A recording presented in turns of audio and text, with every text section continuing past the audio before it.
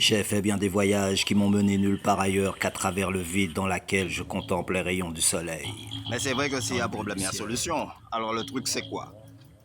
Un, tu lui fais une proposition. Elle refuse.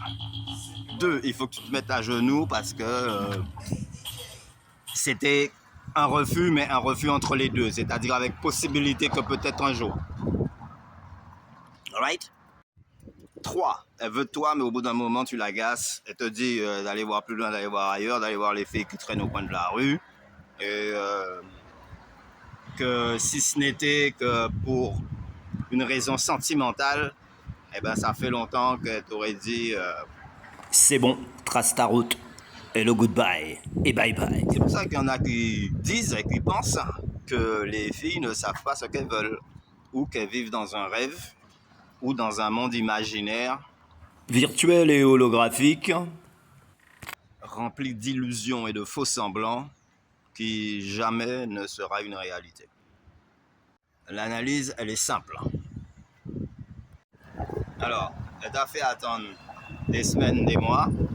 Là maintenant, elle était d'accord, pas de problème. Et après deux, trois rendez-vous, ça y est, tu l'agaces, tu remplis son univers avec des nuages gris, des coups d'éclat, pour ne pas dire des coups de tonnerre et des éclairs aveuglantes, électrisantes, paralysantes. Non, soyons sérieux 2 minutes. Même pour une partie de rigolade, il faut que les conditions soient quadrillées. Sous un ciel aux couleurs argentées, nos souvenirs se reflètent comme dans le bleu de l'été. Alors lui, il met 100 ans pour sortir avec une fille, et 100 ans après, c'est-à-dire une fois que c'est fait, le black en a déjà marre de la fille, alors à peine. Il a attendu 100 ans avant de concrétiser. Mais une fois que c'est fait, lui, il en veut plus. Bah, il est dégoûté. Pas parce qu'il a déjà envie de changer, mais parce qu'il a du mal à supporter le poids de la relation. L'entente n'est pas maximum, enfin, c'est pas épanouissant pour lui.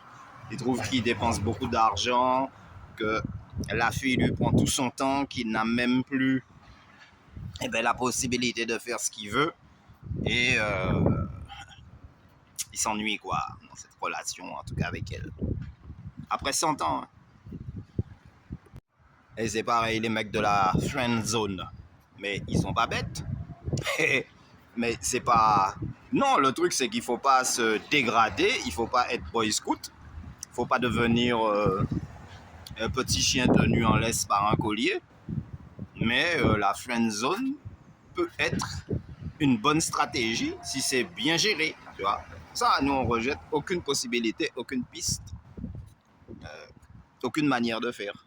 Parce que tout peut aboutir à un résultat. L'essentiel, c'est de donner et de voir ce que tu peux récolter là-dedans. À titre de comparaison. Là, maintenant, tu as un jardin. Toutes les 3 semaines, il te faut enlever les mauvaises herbes.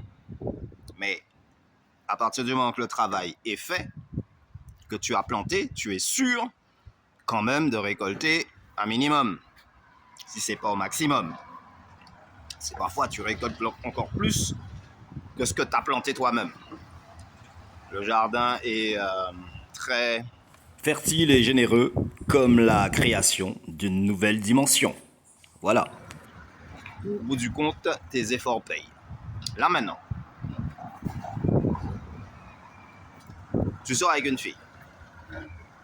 Tu te sacrifies. Tu lui payes tout ce qu'elle veut. Tu la traites bien. Tu la fais sortir, tout. Bonnes conditions, zen. Number one. Bon feeling. Superbe tenue. Bonne expression, parfum. La classe, quoi. Mais plus tu fais, plus elle te demande encore plus d'efforts, moins elle est satisfaite. et plus toi, tu te demandes ce que tu fais là. Ça devient, la contrainte est trop élevée par rapport à la qualité de la relation. Donc ça devient un enfer. Sauf que tu n'as rien récolté. En réalité, tu as fait beaucoup d'efforts, mais en retour, tu n'as pas eu l'attention, l'affection sentimentale par rapport à ce que tu t'es investi en matière personnelle, quoi. Ce que tu as donné pour que la relation fonctionne, tu n'as pas ce retour-là de la part de la fille à laquelle tu aspirais, tu vois. Alors, effort pour effort, je préfère faire des efforts pour récolter les fruits du jardin, c'est-à-dire la pioche, la pelle, le râteau, ce que tu veux. Mais je suis sûr qu'au minimum, et même si c'est des arbres fruitiers, je sais que, comme le goyavier qui est là, je sais que je vais récolter. J'aurai quand même une compensation, même si j'attends 5 ans. Mais après 5 ans, je suis sûr de récolter, tu vois. Quasi. À moins de facteurs extérieurs, catastrophes naturelles, je sais comment. Sécheresse ou inondation, tu vois. Alors oui, le jardin te demande beaucoup d'efforts. Mais c'est des efforts qui payent. Tu peux attendre, mais au bout d'un certain nombre de mois, d'années, tu vas récolter. Tu es quasi sûr. Mais là, tu investis dans l'humain, dans l'humaine. Mais plus tu vas transpirer et plus tu feras d'efforts pour faire marcher, mais jamais tu ne seras sûr et jamais la personne à laquelle tu te dévoues ne pourra te dire merci, pour employer nos expressions communes. Je dérive, je me réponds. Alors comment faire? Tes efforts doivent être à la hauteur de tes attentes. En tout cas, un minimum. Tu vois? Et nous, c'est exactement là-dedans qu'on ne rentre pas. Et c'est pour ça, les filles qui me disent « Tu me plais bien, je t'apprécie », et après, elles se rendent compte que je ne m'investis pas. Mais des fois, c'est avec raison. C'est parce que j'ai plus ou moins un système d'alarme qui me dit « Attention ». Et si c'est déclenché tout seul, par intuition ou par expérience, même si c'est à tort, ben je préfère suivre mon idée là. Parce qu'après, je vais m'en vouloir de ne pas m'avoir écouté. Je vais dire, je le pressentais.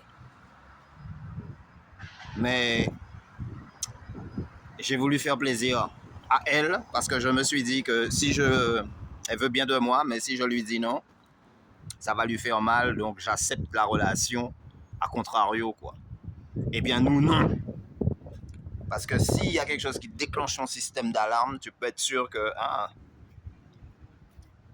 je ne vais pas le montrer. Je vais être gentleman, conciliant. Mais hors de question. Yes, ça est franchement. Solide. C'est ça. Tu vois? Ça va m'éviter des efforts pour rien. L'avantage d'avoir grandi pas loin de la plage, c'est que quand tu vois que les nuages s'amoncellent à l'horizon, tu sais déjà que le mauvais temps arrive. Mais la pluie est en approche, mais peut-être que ça n'arrivera pas jusque là où on est. Mais c'est déjà signe que l'horizon est brumeux. Donc, méfiance, c'est pas le moment de prendre la mer. En tout cas, de s'aventurer trop loin. C'est ça que ça t'enseigne. Parce que nous, c'est pas que les parents qui nous ont enseigné, c'est pas que les plus grands qui nous ont enseigné. La nature elle-même nous a enseigné et réconforté dans notre action. Et c'est pour ça qu'on est solide. C'est pour ça qu'on se trompe pas et c'est pour ça qu'on fait pas de conneries. On va droit au but. Donc, quand tu sais que tu ne pourras pas traverser l'horizon d'un seul pas, que l'îlet du Gosier est trop loin et que tu ne pourras pas y arriver à la nage parce que tu n'es pas suffisamment expérimenté dans tes affaires, alors là, tu restes sur le bord de la plage et tu dis « j'observe ». J'attends de voir dans quelle direction les nuages vont se diriger. Et c'est ça qui va t'éviter des problèmes inutiles. Oui, de dériver ou d'échouer au large, quoi. Là, tu vas me dire, ouais, mais comment faire marcher un couple? Ben, c'est très simple. À partir du moment que les deux sont d'accord, ont planifié leur situation, normalement, le couple doit marcher. Tu n'as pas besoin ni d'être riche, ni d'avoir beaucoup de biens matériels, ni d'être quelqu'un de généreux pour faire marcher un couple. Il faut juste que tu sois zen, tranquille. Et dès que tu vois que ça vrille, eh ben, la mer monte un petit peu trop haut, qu'est-ce que tu fais? Ben, tu te rapproches de la côte. Tu t'éloignes pas.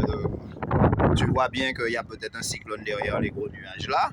Et c'est à ce moment-là que tu veux continuer. Mais il y a un moment, il faut revenir si tu sens le danger. Il faut écouter ton intuition. Et en continuant comme ça, là, vers l'inconnu, c'est à tes risques et périls.